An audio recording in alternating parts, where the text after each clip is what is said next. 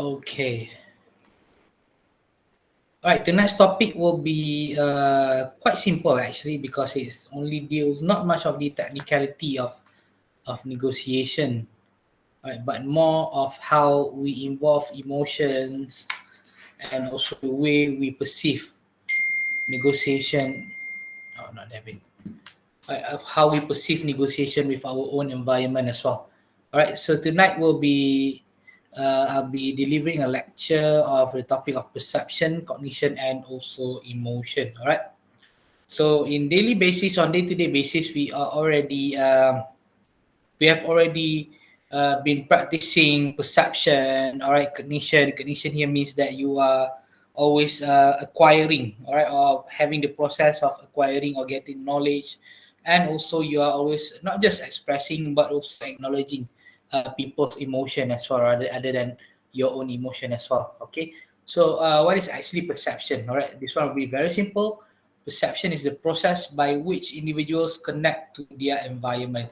So how we connect with our environment really helps us to not just shape our perception, but also shape our judgment as well. All right. So the perceivers, all right, perception.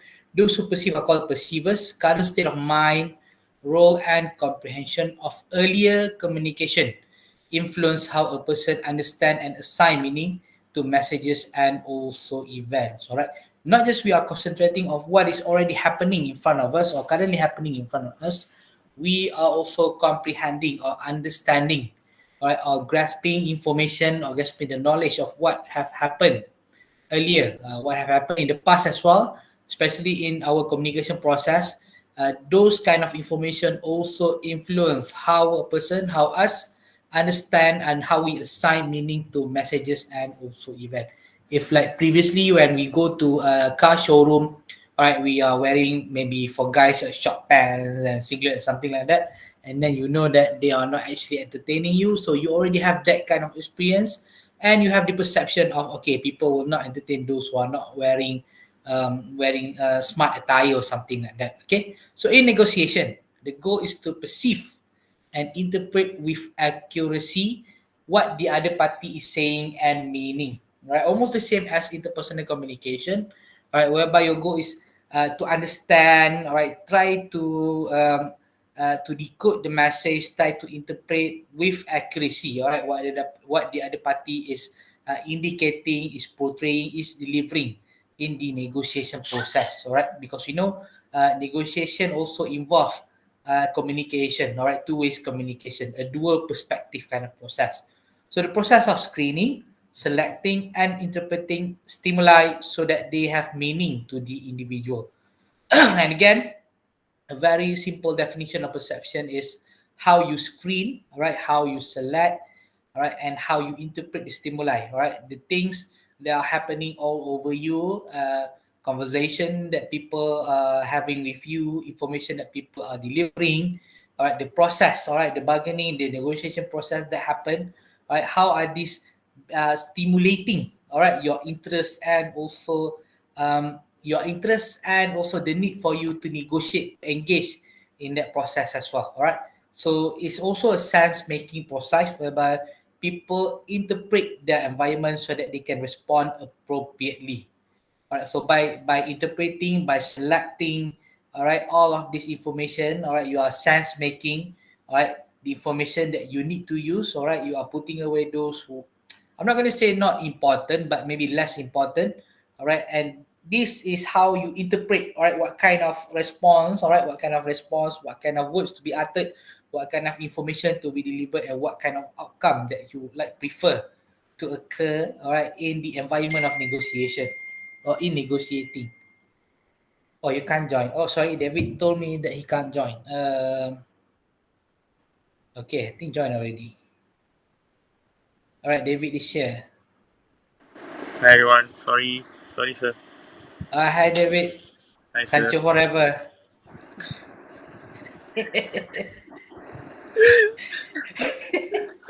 All right, okay. Eh, Moving back to this. All right, we have just started the first page. Don't worry, David. All right, okay. okay, All sir. right, and then this is a figure 6.1. All right, it's actually the perceptual process or the process of perception, whereby from the stimulus, from the things that have intrigued your interest, all right, it will get your attention, all right, and then you will also get your recognition. When you have your attention on something, all right, you will tend to recognize that thing is very, let's say, beautiful, interesting, intriguing, all right, and then it will be translated. The information will be interpreted by you, all right, and these three particular steps in here is the process of perception before it is translated again into behavior, meaning that how, right, you gonna interact and how you gonna respond, all right, to that particular stimulus, all right.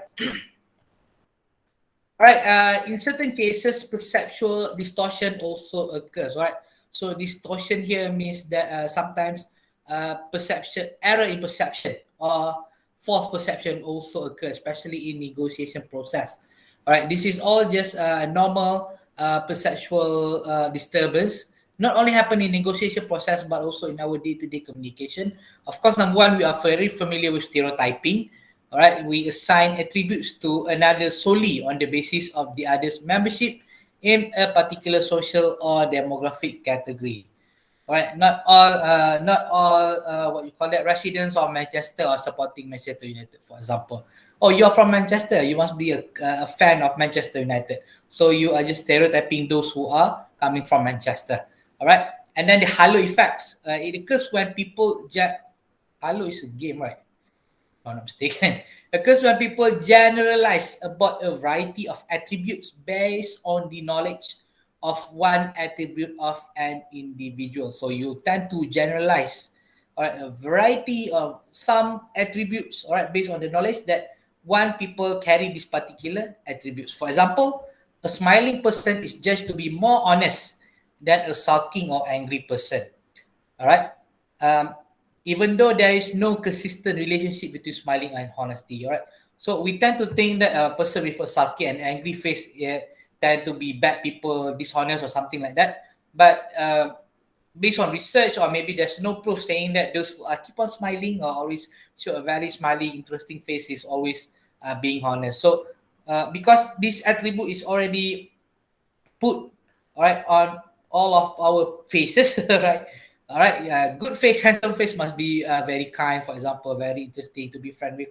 Those with a very kind of sulky, kind of angry kind of face, you think that these people are hard to be approached, for example, we cannot make friend with them, for example. So the halo effect here indicates that some of these particular attribute are being used to indicates individual, right?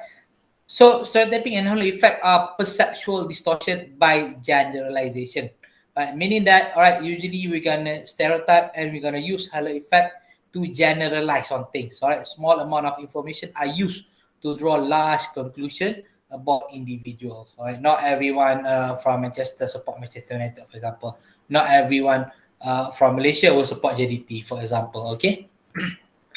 Selective perception, all right, occurs when the perceiver singles out certain information that support or reinforces a prior belief and filter out information that does not confirm to that belief. All right. So when you are being selective, all right, you tend to take only information that you think is you tend to take and filter the information that you think can only confirm to whatever it is that you are believing. All right. So based on prior experience, for example, or based on what people have been talking about, you think that some of this information might not be applicable to you, and you tend to take things which are only applicable and also how to say this fit your expectation, or in Malay maybe something that can make you feel happy, sedap didengar, for example. All right. So selective perception has the effect of perpetuating stereotypes or halo effects. Perpetuating here means that it has the effect of the continuation of stereotypes and all follow effect. For example, if the negotiator perceive the same initial smile wrongly, for example, we take the smiley case that we have discussed just now, then the negotiator may restrain the other party's offer to establish an honest and cooperative relationship. If he thinks that, all right, if he thinks that those who are not smiling are very bad people, then definitely he will not like straight away physically reject, but he have this kind of feeling that this person is unapproachable, or this person is very unfriendly kind of person. All right. And then projection, it occurs when people assign to others the characteristic or feelings that they possess themselves. Whatever you think, or whatever feeling or characteristic that you have, you think other people are also having the same characteristic or feeling as you are. All right. For instance, if a negotiator needs to tell the other party that there will be an unavoidable delay, of course, all right, you as a negotiator, if there is delay, you will be very frustrated. All right. The negotiator, you yourself may expect that the other party to exhibit frustration at the announcement, same as how he is feeling. All right. So you are frustrated because of the delay. So the people that you are negotiating with, you think that they will also be frustrated with the delay. But there is possibility that he or she will welcome the delay as an opportunity to complete work on a different project. For example, if they got another project or the process coming in, then any frustration was only a projection from the negotiator's mind. So whatever kind of frustration that you are feeling, that you think the other party is also having, is just a projection of your mind, because you think whatever it is happening, if you are feeling like that, the other people are also feeling that as well. Okay. All right, framing. All right, framing is a process whereby it helps explain how bargainers consideration of ongoing set of events in light of past experiences. So based on past experiences, you are already putting frames, all right, in your perception, or in the way you try to define your situation and also your environment, and also the process that you are dealing with, all right? So it makes sense of a complex reality and define it in terms that are meaningful to you. Right. So you will tend to frame the situation to a particular, to something which is much more meaningful to you. So other than that, those who are not meaningful or not important will be put aside or will be ignored. All right. In short, it define a person, an event, or a process, and separate it from the complex world around it. So framing can also be considered as making perception and also being selective in the information, or in the process, or the way you interpret, right, the situation that you are having. So for example, two individuals walk into a room full of people and see different things. All right, one, let's say he is an introvert, all right, sees a great party. Extrovert sees a great party, and the other one, all right, which is an introvert, sees a scary and intimidating, unfriendly crowd. All right. So because people have different background, experiences, expectation, and needs, so they frame people, event, and processes differently. All right. The same case happened for, let's say, last night, the football match that I watched last night, for example. All right. This particular player accidentally slipped the ball under his leg, and because of that, resulting in a goal for the opponent. All right. So at that moment, all of the fan, all of his teammates, and everyone say that this is all your fault. All right. You are a flop or something like that. All right, but by the time he managed to score a penalty, all right, straight away he becomes the hero of the team, the hero of the people, the hero of the fan. All right, so this is how you frame your situation towards, it's either being negative, positive, acceptable, unacceptable, all right, can be done, cannot be done. Okay. Right, so there are a few types of frames. All right, number one, all right, substantive frame. All right, whereby the conflict, we are putting more concern or more importance on the conflict itself. All right, conflict here can be in the process of a negotiation. All right, there are things which contradict, all right, between your interest and also the interest of the other party. So parties take a substantive frame. All right, they will have a particular disposition about the key issue or concern in the conflict. So the concern in this particular frame is only on the conflict or resolving the conflict. All right. Next one is the outcome. All right, outcome frame. So a party's tendency to achieve a specific result or outcome from the negotiation. So your main goal, all right, is just to frame all of your negotiation into getting a preferable outcome. All right. So if you have a strong outcome, all right, you will emphasize more on self-interest and downplay concern for the other party. All right. You will take more of your self-interest and put aside, all right, the interest or the importance of the other party. All right. And you will be likely to engage in distributive bargaining. All right. Win, lose, or lose kind of negotiation. Then the other type of negotiation, then the integrative negotiation process. All right. Aspiration, a tendency towards satisfying a broader set of interests or needs in negotiation. You aspire, All right. So you rather than focusing on a specific outcome, negotiator will try to ensure that his or her basic needs, just the basic needs, interest, needs, and concern are met. Only the basic ones. All right. So parties who have a strong aspiration frame are more likely to be primarily engaged in win-win or integrative kind of negotiation than the other type, distributive bargaining. All right. Because when you have the have the aspiration frame, all right, whatever it is, you only think that all right, whatever happen, as long as the house is sold, I'll be happy enough, for example, or as long as somebody can take good care of my cat, I'll be happy to sell it with any kind of affordable price, for example. All right, process how the parties will go about resolving their dispute. So negotiators who have a strong process frame, they are less concerned about specific negotiation issue. For example, the price or the facilities, all right, what we'll get in the negotiation process, and they are more concerned about how the dispute should be managed. Right, you are more concerned about the process of getting to that particular outcome. All right. Will it involve a lot of documentation? Who do we need to meet? What are the things that we need to prepare? Who are the people that we need to bring, for example? So when the major concerns are largely procedural rather than substantive, process frame will be strong. All right. When a particular negotiation process will involve a lot of a lot of what you call is procedural kind of things, right, rather than the outcome, straight with the outcome. Because of course sometimes when you are in the process of dealing to buy a house, for example, right?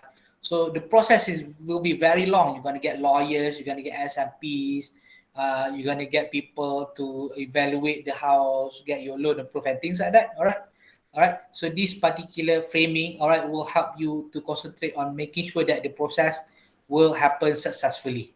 All right. But if you are just like selling your old clothes, for example, or get selling, for example, maybe just cars. I mean, you just want to sell it. That's it. Right. So the process is not important. The outcome is much more. Or it can be aspiration as well, as long as it can be so.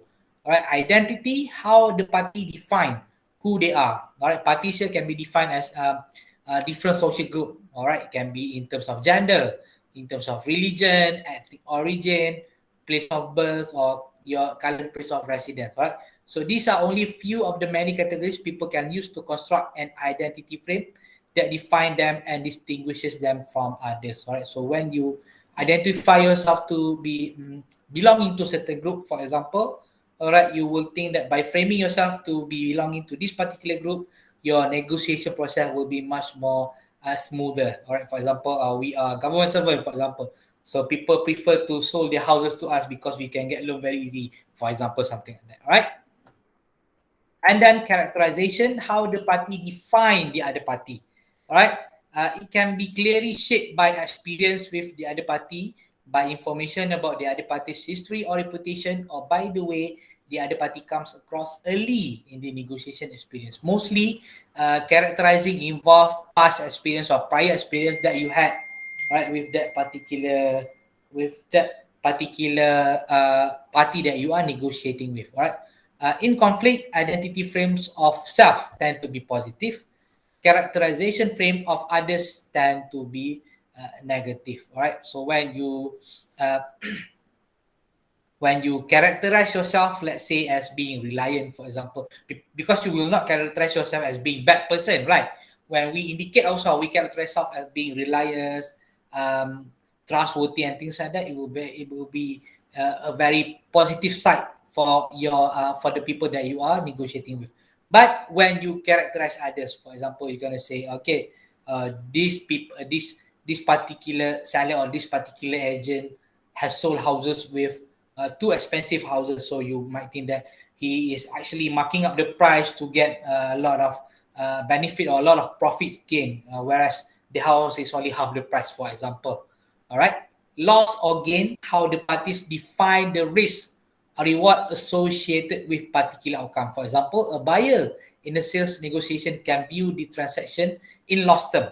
All right. For example, the monetary cost of the purchase, or in gain terms, the value of the item. All right. So when you frame yourself to either being lost or gaining something, all right, in a transaction, you might think that when you buy a house, for example, you are losing money because you have to spend. But sometimes you can also frame your thoughts towards a more positive side, whereby you are getting when you buy a house, you are actually investing on something which is very valuable. All right, it depends on how you frame your thoughts on loss and gain. Okay. All right. Sometimes, all right, in negotiation, there will also be cognitive biases. All right, cognitive biases here means that negotiators have the tendency to make systematic error when they process information. Because when you are involved in negotiation process, there will be a lot of information consuming, all right, and a lot of information delivering as well. And sometimes, all right, the process of learning the information itself can also be misinterpreted or can also be done in a wrong way, which causes cognitive biases. Okay, so some of the form of biases that we can see over here from table 6.1. All right, number one is escalation of commitment. All right, you have the tendency, all right, to make decision that persist in pursuing a falling cost of action. For example, you keep on putting capital, or you keep on funding a cost which is right now is very not profitable, or not giving you back the money that you should have, or not giving you or only just giving you losses. Okay, and then mythical fixed pie belief, right, whereby you have the tendency to see negotiation as a zero sum or win-lose situation with parties' interests diametrically opposed. All right, so you will think that most of the time you will be the one who are losing something in that particular kind of information, in that particular kind of transaction. Anchoring and adjustment. So you are being overly influenced by a standard or reference point. Right, you're putting an anchor and failing to make adjustment from it. So you only believe on a certain course of action, a certain course of information, right? Only certain number of people that you think which is very trustworthy and believable, rather than trying to put yourself in other course of information, getting information from other sources as well. All right. And then issue framing and risk, tendency to be unduly influenced by the positive or negative frame through which risks are perceived. All right, so in this one, all right, you will have the tendency, all right, to be inclined towards maybe the positive side too much, or maybe the negative side too much when you are involved in framing. All right, so you are framing yourself too much, the inclination is too much on the positive side. All right, rather whereby you are ignoring the risk and things, but sometimes you are also inclining yourself too much on the negative side.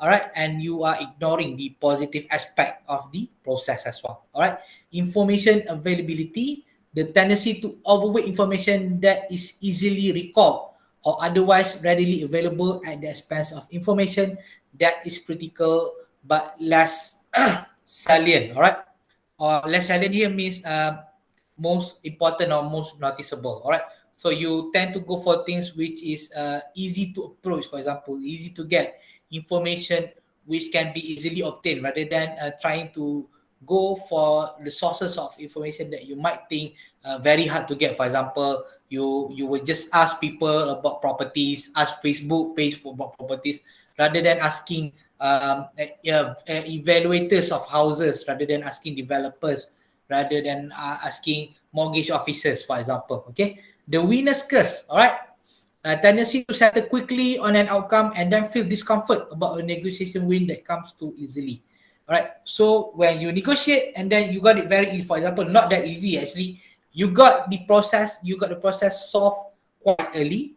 All right, and to the extent that you think that, all right, there must be something fishy happening over here.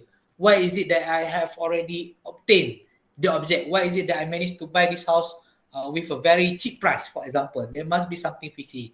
There must be a certain, you know, there must be things happening in the house, for example, damages to the house, for example. That's why I got it for a very cheap price. Okay, negotiator overconfidence. All right, tendency to believe that one's ability to be correct or accurate is greater than is actually the case. So in basic words, you are being overconfident of your ability to negotiate. All right, the law of small numbers. all right, you tend to draw inappropriate conclusion based on small data samples or a small number of examples. All right, so because you think that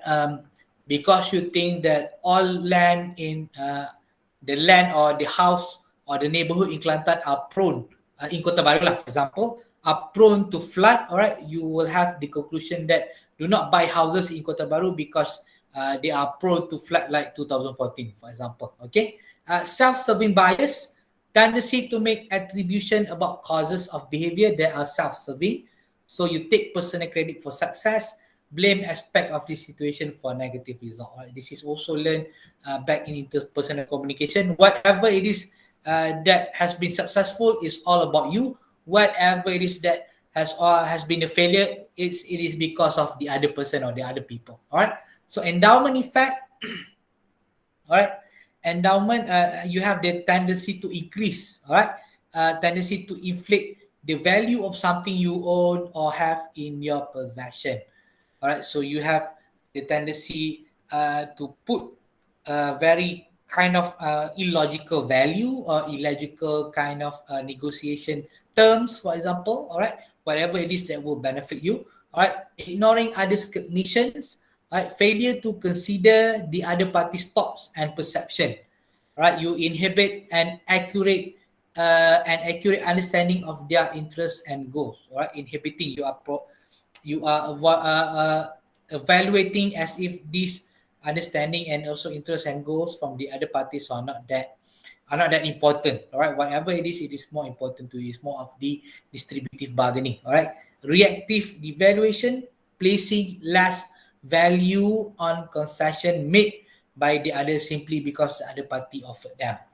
All right, meaning that whatever concession, whatever agreement, whatever kind of terms that you have reached, you think that these are invaluable or these are very unprofitable to you because you are not the one setting them. You think that because the other party are setting them, you are losing too much and the other party are gaining too much. Okay. All right, mood, emotion, and negotiation, of course. All right, whatever it is that involve your mood will also involve your emotion, and mood and emotion can also affect the negotiation process. All right, negotiations create both positive and also negative emotion. Of course, when we negotiate, sometimes we win some, sometimes we lose some. All right, so positive emotion generally have positive consequences for negotiation. All right, positive feelings are more likely to lead the party towards more integrative process, more of a win-win kind of situation. Positive feeling also create a positive attitude towards the other side. So you are showing a positive attitude towards the other party is also showing positive attitude towards you. So it can contribute towards a longer relationship, towards a longer, when this kind of deal, one particular deal has ended, you will have the tendency to also deal back in the future for another term, for another project, for example. Positive feelings promote persistence, so you will not tend to get things incomplete. You will not tend to just leave the whole process. All right, you will not tend to give up. Also, it promotes persistence. All right, positive feeling also set the stage for successful subsequent negotiation. All right, almost the same as the second point, whereby you will have the tendency or you will be gladly, all right, negotiate again in the future with that particular party.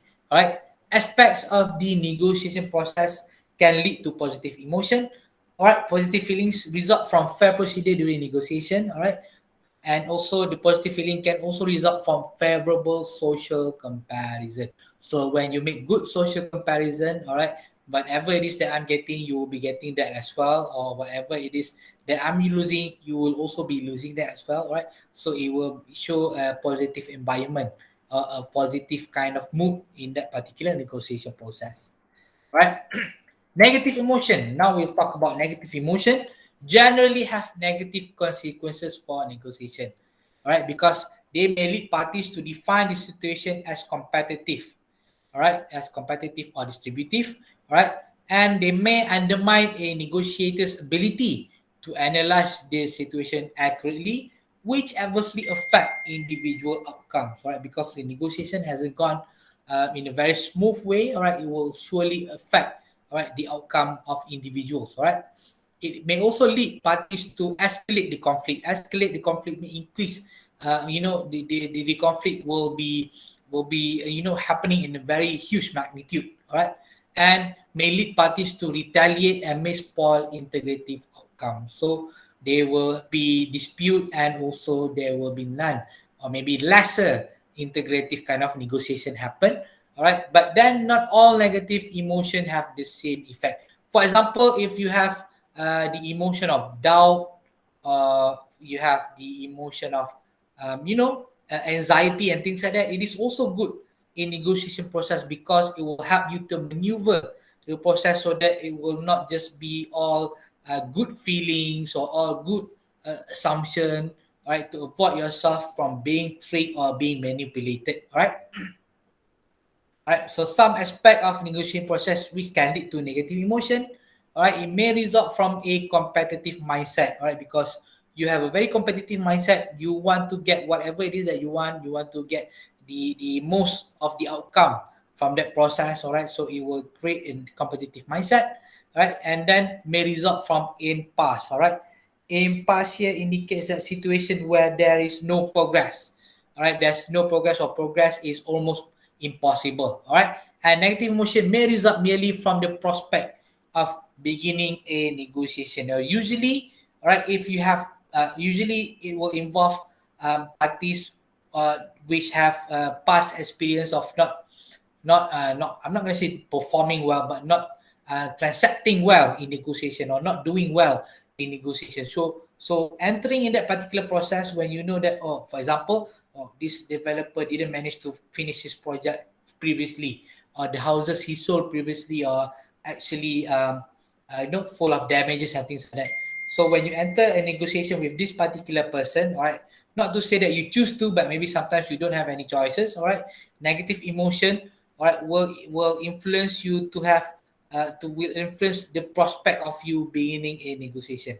So you might enter the negotiation process with a very negative perception and also a very negative mood as well. Okay. Right. Other than that, we can also strategically use emotion as negotiation gambit or as the act, all right, to gain advantage. You can also gain advantage, strategically gain advantage from emotion in negotiation because negotiator may intentionally manipulate emotion in order to get the other side to adopt certain belief or take certain action. So beware of being manipulated emotionally. All right, they might say that this is a project which is which will be which will give you profit, millions of profits in the next 5 to 10 years, for example. Right, so please just control your emotions so that you will not be manipulated. Right, those who implement a positive emotional tone are more likely to reach agreement that incorporated a future business relationship between the parties compared to those implementing negative or neutral emotional strategy. So if you have a more positive emotional kind of tone, if you be more integrative, if you give more space for the other party to also express their interest and also whatever it is that they need, all right, you will also promote or incorporate future business opportunities or future negotiation, all right, with that particular parties, all right. So effective negotiators are able to adjust their messages to adapt to what they perceive as the other party's emotional state. All right, process that they label as emotional tuning. All right, for example, they can benefit from eliciting sympathy, right, in their counterparts. Right, maybe in the beginning you might be firm with the price that you have offered.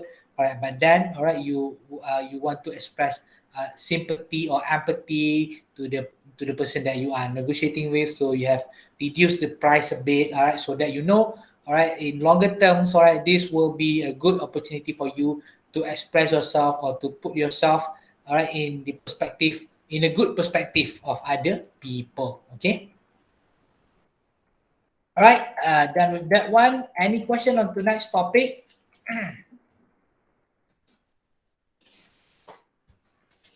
Most of the time I prefer to have an example of buying houses or doing things which involve a lot of negotiating process, because this kind of process is very lengthy and then it will involve uh, a lot of parties. You're gonna have you yourself, developers, for example, and then lawyers, and then officers from pejabat tanah and things like that. All right, so it's a good example to show how in achieving or in getting the outcome of getting a house, for example, all right, they will be sometimes that you will face developers or agent who are very integrative, but then sometimes you must have been in a situation whereby you have faced developers or agents who are very distributive as well. All right. Okay. Any question?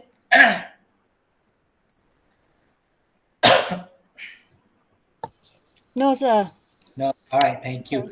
All right. I'll be preparing your first assignment. All right, which is a case study assignment.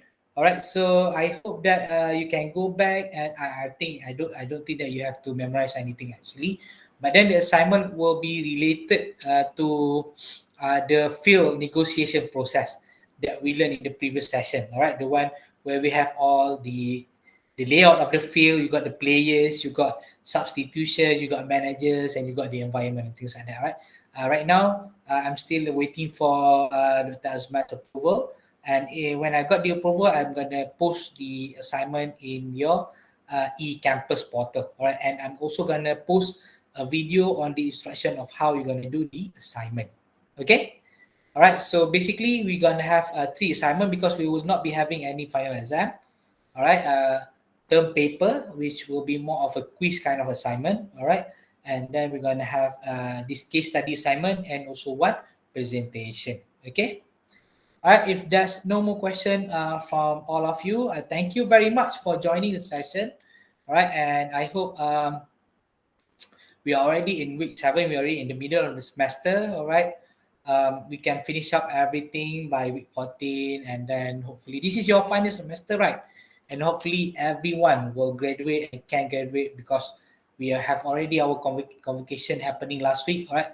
So inshallah, God's willing, next year it will be your turn to have your conversation in our, how to say this, majestic hall, something like that. All right, the big hall that we are having in Bacho right now. Okay, so thank you very much. Assalamualaikum and have a very pleasant night, everyone. Bye bye. Thank you. Good night. Thank you, sir. Thank you. Thank you, sir. GGM2. Most welcome, David. Thank you for drawing with Chelsea. I thought they're gonna have their first win, you know. Aduh lah. They have a good coach now. I think. Interim, right? Still an interim Yeah, coach. interim. I think they will confirm him after 6 months. But I've never heard of Rafranik before. Where was he coaching before? Leipzig and Sorry, pardon again? Leipzig, I guess. Leipzig. Oh, RB Leipzig. Leipzig and Hoffenheim, if I'm not mistaken. Oh, I see. He was head coach for Jurgen Klopp and also Tuchel last time. Oh, They were under him. Yeah. All right. So these two are his protege. Yeah. But we are quite familiar with Tuchel and also Klopp because Klopp was from Dortmund and then Tuchel was from Dortmund as well, going to PSG. But this particular person, I haven't heard of Rafranik before, you know. He's a very good coach. He's a very experienced coach. Looking forward to see what United can offer. Yeah. All right. Thank you. Thank you, sir. Thank you, sir. Take care. All right. Thank you. Bye-bye. Take care. Bye. Okay, bye. Bye.